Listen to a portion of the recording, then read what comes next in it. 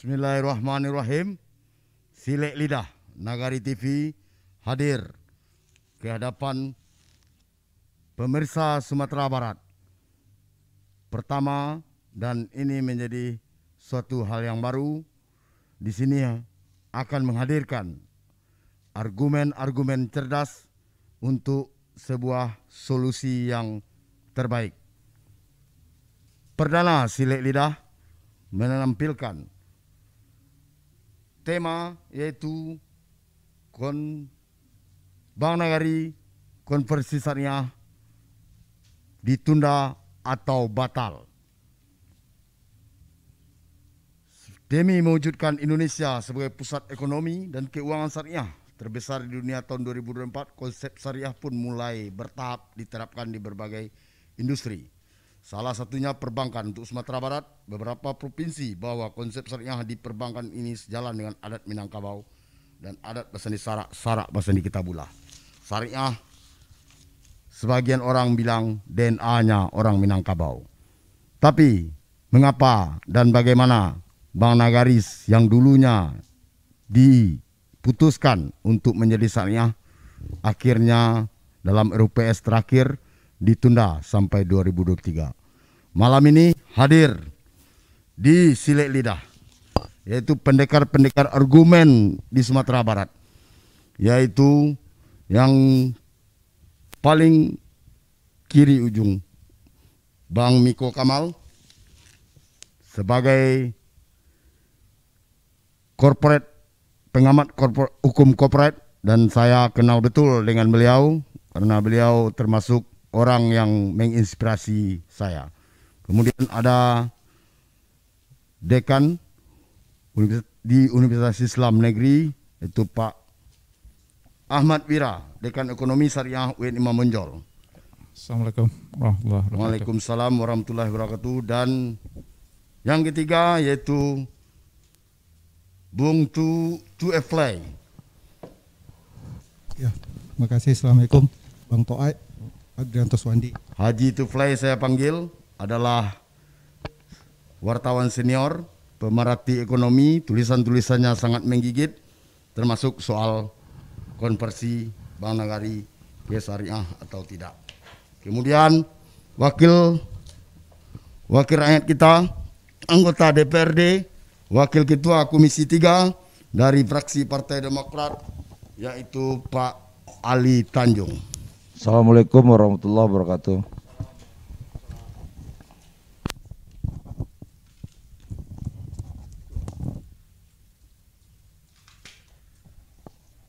Terima kasih atas kehadiran para pendekar argumentasi di Silek Lidah. Silek Lidah adalah ungkapan sebuah kebiasaan kita di Minangkabau, yaitu ota lapau. Walaupun berperang urat leher, tapi keluar dari lapau pasti berangkulan. Berikut ini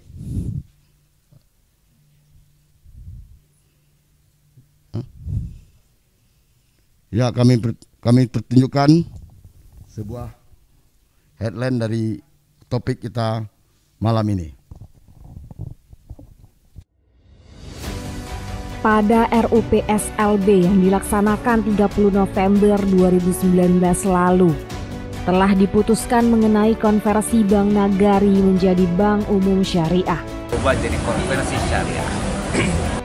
Dasar atas keputusan ini merujuk kepada berbagai data, kajian, serta analisis logis yang dilakukan secara profesional. Ketika itu ditetapkan menjadi bank syariah, berarti kita mendirikan perusahaan daerah yang baru. Sayangnya, keputusan ini juga menjadi polemik di tengah masyarakat. Polemik yang hadir berhasil membentuk dua kelompok opini dalam dua pandangan berbeda.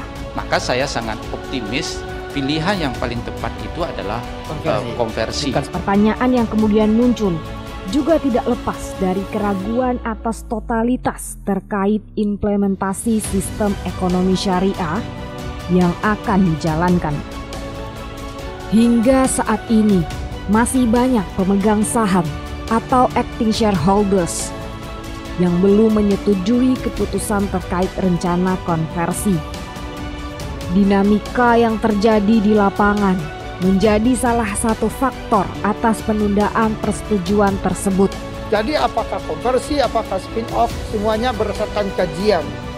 Melihat situasi yang masih samar, rapat terbaru RUPSLB Bank Nagari mengambil keputusan untuk menunda rencana konversi ini hingga Januari 2023 mendatang.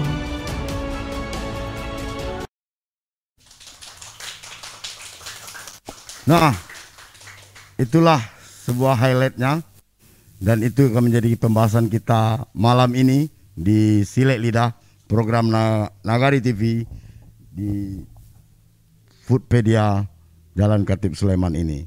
Mungkin tidak perlu berbanyak-banyak karena ini program baru, dan Pak Miko, Pak Wira, Pak Ali dan Pak Tufai akan terkejut nantinya, tidak seperti di program-program biasa yang Bapak-Bapak ikuti. Kami persilahkan untuk pertama kepada Pak Ahmad Wira tentang adanya wacana konferensi Bank Syariah ini. Cukup dengan 2,5 menit aja, Bang. Bismillahirrahmanirrahim. Assalamualaikum warahmatullahi wabarakatuh. Alhamdulillah Rabbil Alamin. Assalatu wassalamu ala Sayyidina Muhammadin wa ala alihi Rasulillahi ajma'in. Pertama, pada malam hari ini kita bersyukur kepada Allah Subhanahu wa Ta'ala dan berselawat kepada Rasulullah Sallallahu Alaihi Wasallam.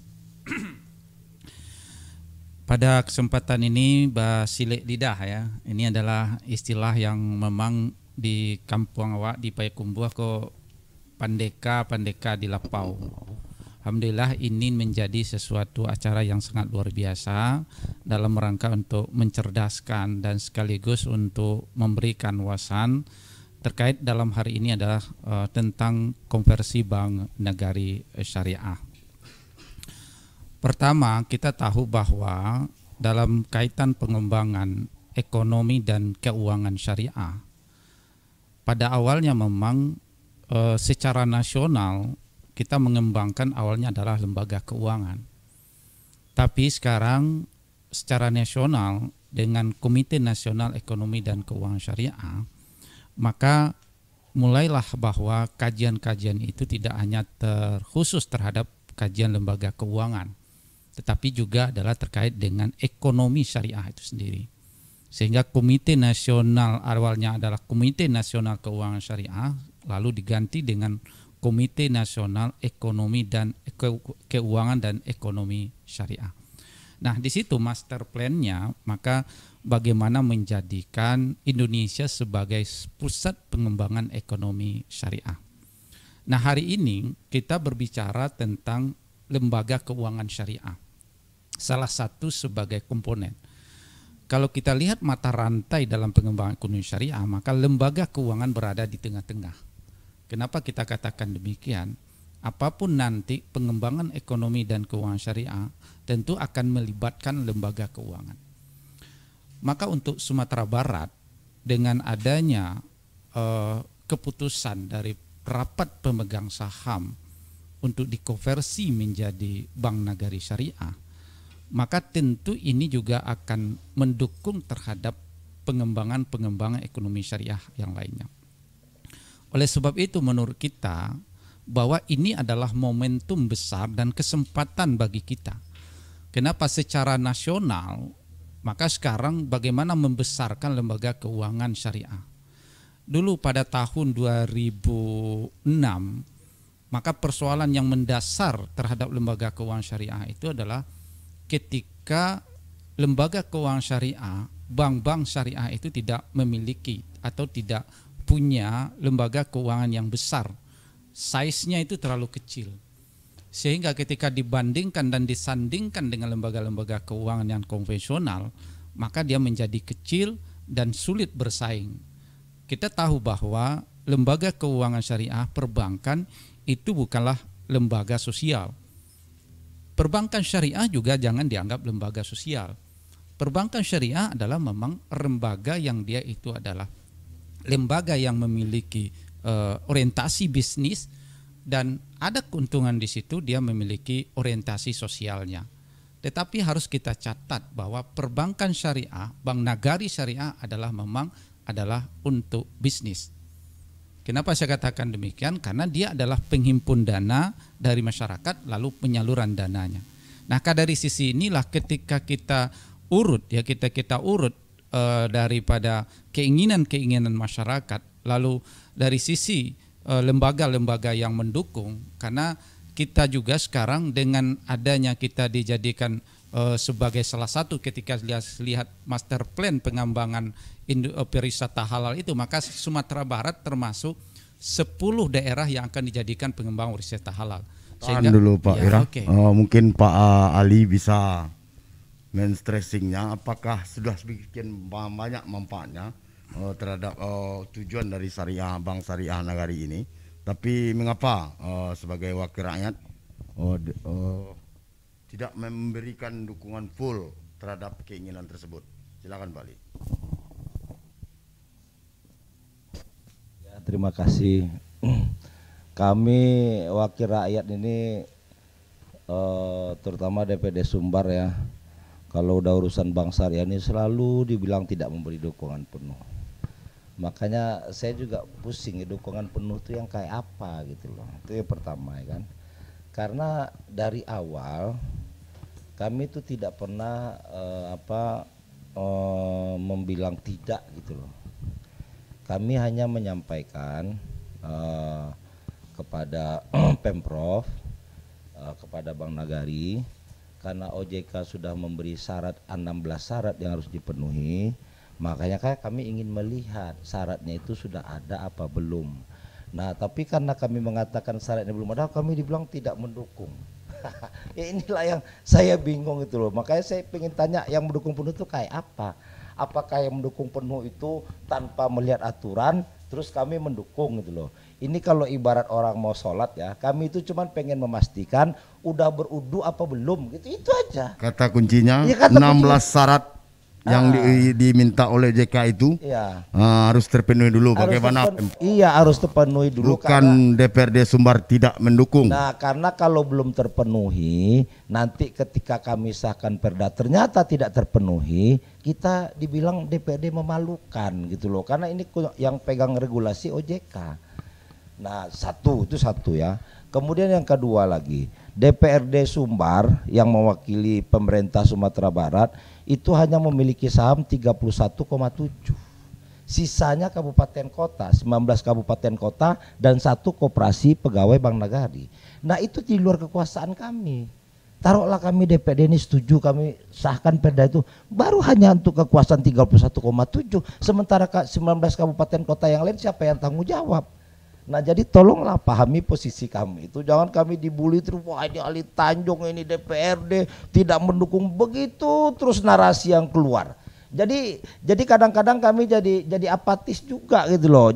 Kalau orang ya, kalau dia tidak berbuat, kemudian dituduh-tuduh berbuat, lama-lama berbuat beneran jadinya. Jadi janganlah dibilang tidak mendukung ya. Tidak ada urusan.